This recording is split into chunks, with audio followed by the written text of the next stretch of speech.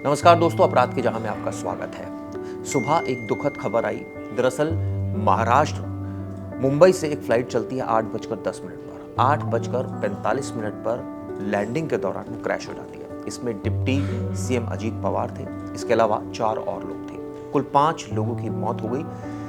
तस्वीरें जो आई, सबसे पहले खेतों में एक एयरक्राफ्ट पड़ा था जो पूरी तरह से जल चुका था, यानी उसके पर कच्चे उड़ चुके थे। ऐसे में शुरुआत से ही ये आशंका जताई जा रही थी कि इसमें सवार एक भी शख्स शायद ना बचा हो। धीरे धीरे, यानी थोड़ी देर के बाद एक खबर आ गई कि इस विमान में अजीत पवार सवार थे और उनकी भी मौत हो गई है। इसके अलावा 4 और लोगों की मौत हो गई है। फिलहाल इस मामले की जांच के आदेश सरकार ने दे दिए, लेकिन इस पूरे प्रकरण को लेकर पश्चिम बंगाल की मुख्यमंत्री ममता बनर्जी ने एक अलग ही बयान दे डाला। उनका साफ साफ कहना है कि इस पूरे प्रकरण की जांच होनी चाहिए।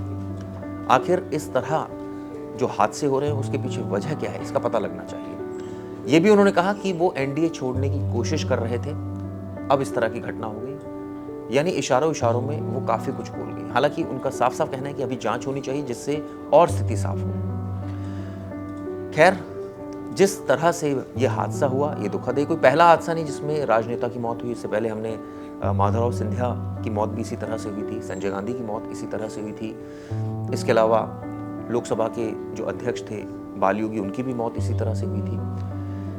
पिछले साल यानी विजय रूपाणी जो गुजरात के सीएम थे, उनकी भी मौत इसी तरह हुई थी, यानी विमान हादसे के कारण। सवाल ये उठता है कि इस तरह की घटनाएं वाकई स्तब्ध करती है। अब एयरक्राफ्ट का भी बयान सामने आ गया है। उनका साफ साफ कहना है कि इस मामले में एयरक्राफ्ट में कोई टेक्निकल फॉल्ट नहीं था, यानी एयरक्राफ्ट पूरी तरह से सुरक्षित थी।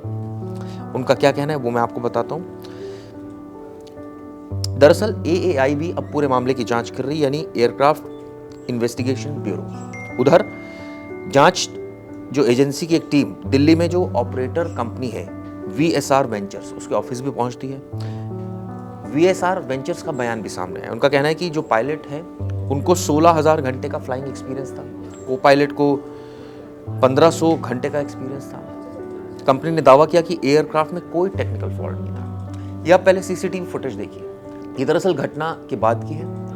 इससे साफ नजर आ रहा है कि जब जो फ्लाइट थी वो लैंड करने की कोशिश कर रही थी तभी ये क्रैश हो गई। 5 धमाके हुए। आपको बता दूं 8:10 मुंबई से चलती है फ्लाइट और उसको जाना था बारामती एयरपोर्ट पर। 8:45 पर रनवे यानी हवाई पट्टी के पास ये एक्सीडेंट हुआ। करीब 256 किलोमीटर की दूरी है और आप सोचिए तब ये एक्सीडेंट हुआ। ये कोई पहली मर्तबा नहीं है, 2023 में भी इस फ्लाइट से एक एक्सीडेंट हो चुका है। इस तरह की जानकारी निकलकर सामने आ रही है। इसके बाद मलबा हमने देखा, शक शव देखे और भयानक मंजर देखा।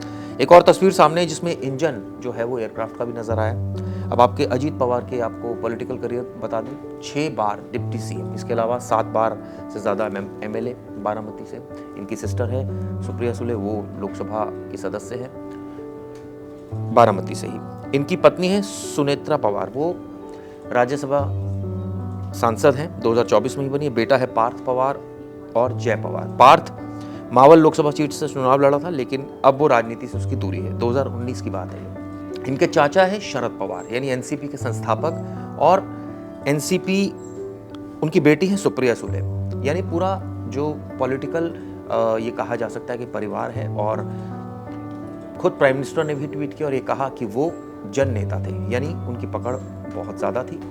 खासकर आम लोगों में वो बहुत लोकप्रिय थे। इस तरह की तस्वीरें सामने आई जब उनके कार्यकर्ता और समर्थक रोते हुए नजर आए। आपको बता दूं इस बार जब चुनाव हुआ था तो एनसीपी ने 41 सीटें जीती थी, जिसमें ये काफी बड़ा इनका रोल है गवर्नमेंट में। और 2024 में महायुति ने कुल 230 सीटें जीतकर बहुमत हासिल किया था और अजीत पवार बारामती से ही विधायक चुने गए थे। और यहीं पर आप सोचिए ये एक्सीडेंट हुआ, उनकी मौत हुई। उनकी पार्टी कुल 59 सीटों पर लड़ी थी और 41 सीटों पर जीत हासिल की थी।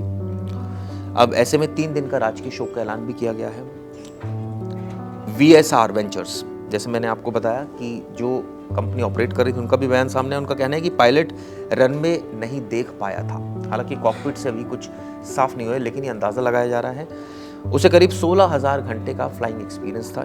ये भी जानकारी सामने आ रही है। एयरलाइंस के पास अभी भी 7 और विमान हैं उनका कहना है कि 7 और विमान हैं, हम उन्हें ग्राउंड नहीं करने जा रहे हैं। उन्होंने साफ कहा कि हम कोई ग्राउंड नहीं करने जा रहे हैं और डीजीसी हमारे विमानों की जांच कर रहा है।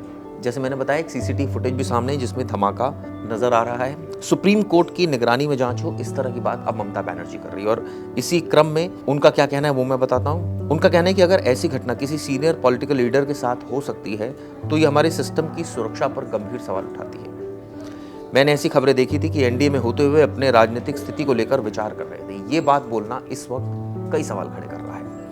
ऐसी स्थिति में घटनाएं बहुत चिंताजनक है, उनका कहना है। इसके अलावा मुझे दूसरी एजेंसियों पर भरोसा नहीं है, यानी उनका इशारा था ईडी, सीबीआई, इन तमाम ऐसी एजेंसीज पर कोई भरोसा नहीं है। इसकी जो जांच होनी चाहिए सुप्रीम कोर्ट के जज के अंडर होनी चाहिए, उनका ये कहना है। देवेंद्र फडणवीस जो महाराष्ट्र के सीएम, उनका भी बयान सामने है। उनका कहना है कि उनको पर्सनल क्षति पहुंची है इस घटना को लेकर। जो शव है यानी अजीत पवार का शव, वो बारामती अस्पताल लाया गया जहां समर्थकों की भारी भीड़ देखी गई। डिप्टी सीएम शिंदे का भी बयान आया। उनका कहना है कि विमान दुर्घटना की जांच होगी और ये पता लगाने की कोशिश होगी कि इसके पीछे आखिर वजह क्या रही, किस वजह से ये विमान दुर्घटनाग्रस्त हो गया। पॉलिटिकल करियर की जहां तक है वो मैं बात कर रहा था। अजीत पवार 22 जुलाई 1959 को आशा और अनंतराव परिवार के में जन्मे थे और उनके चाचा हैं शरद पवार।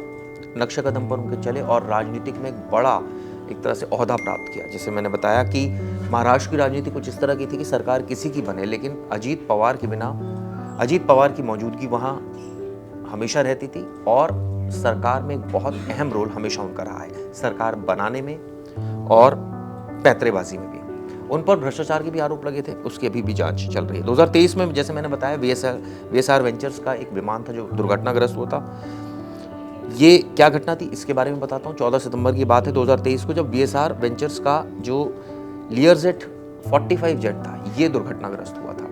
अब दोबारा दुर्घटनाग्रस्त हुआ है। ऐसे में ये देश के लिए वाकई क्षति की बात है।